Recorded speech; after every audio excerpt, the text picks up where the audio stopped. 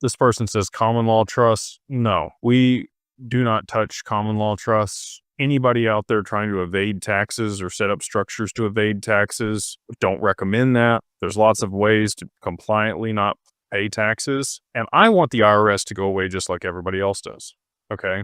Like, I hope that all of this that people are talking about with Trump and the IRS getting removed and all that happening, please, I would love for that to happen. I would love to go to a tax system like they have in Dubai, which is a 6% value added tax on everything that's not a necessity, right, for survival. So if it's not water, food, or shelter, it's taxed at 6% across the board as a federal tax. Everything's on blockchain. If that ends up being the case, they would be collecting a ton of money on all of that. And I think that would be a very fair way of doing it. The Middle East has a little bit different situation than us with the oil and the government's ability to monetize that.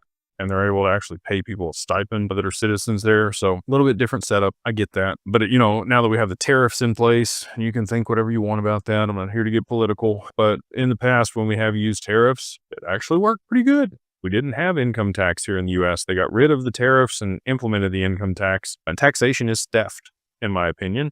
And that is why we do all that we can do to mitigate taxes for people. But we have to do it legally. They will throw you in prison for tax evasion. Okay. And if you're a small fish, it doesn't matter a whole lot. You might get audited and they have some fines and But when it's $20 million or $30 million or $50 million that you're evading in taxes, you're going to jail. And if you think your common law trust is going to be, holding that up, it's not going to. It's not going to hold up the court. So we use asset protection trust and dynasties trust and spendthrift trust, charitable remainder trust.